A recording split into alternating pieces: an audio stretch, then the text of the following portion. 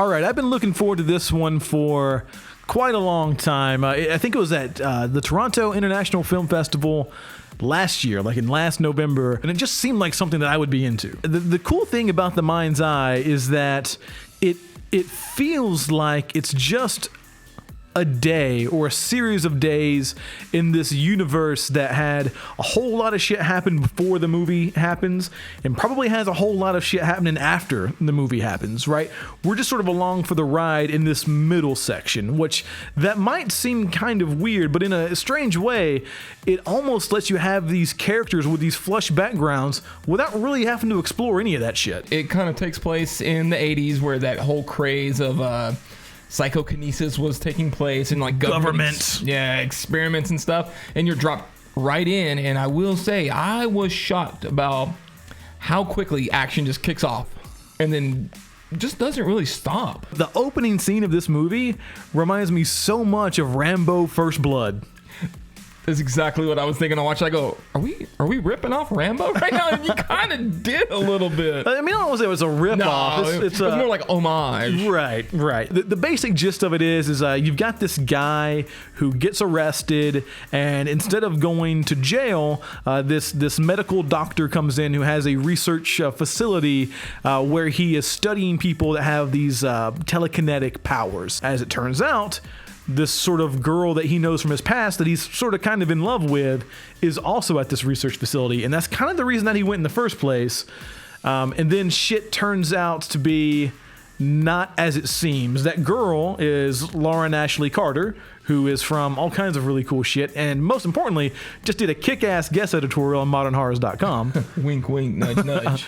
But yeah, the story sort of revolves around those two people, between Lauren Ashley Carter and Graham Skipper, trying to get back to one another because this research facility is nothing like it was advertised to be. But I love the just the name of the facility is outside. It's like whatever telekinesis or psychokinesis institute. Yeah, right outside on the sign. Like, well, yeah, I mean, like you just pass by. Oh yeah. Yeah, I mean, this seems to take place in a world where people understand that these people. It almost kind of reminded me of X-Men, right? How like everyone knows mutants are a thing. The institute did have that feel. I liked it.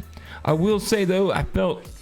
Not so much in the back half, and I don't know why that is, but in the first half, and it may be just the writing, some of the acting was a little off to me.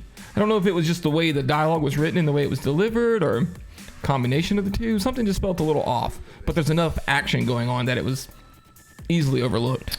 I can almost agree with some of that. I was expecting like a much more serious, I guess, narrative, and even that's probably not the right way to verbalize it. But what The Mind's Eye is it's just a really fucking fun and like badass movie. Like I'm not sure you can call it a horror movie, even though there is a ton of gore to be found in this one. I'm not sure the strict horror label is there, and maybe I was expecting a little bit more of that, but I'm not mad at all about what I ended up getting because I really liked what I ended up with. Yeah, IMDb has it listed as action, horror, then sci-fi. I feel like that's the appropriate order of how the movie is done. Yeah.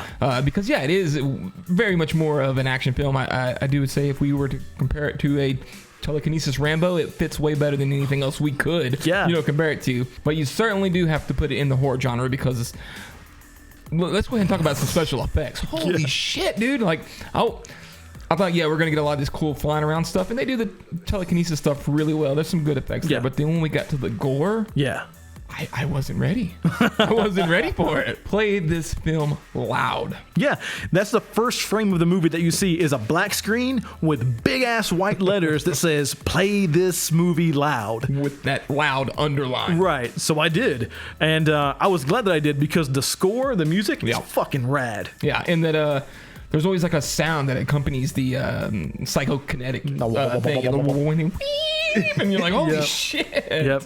It's really, really cool. Lots of familiar faces. This is part of that crew of these young budding filmmakers. Of course, Joe Bigos with writer-director, Lauren Ashley Carter, Graham, who has been in some of the movies that we talked about before, Larry Fessenden.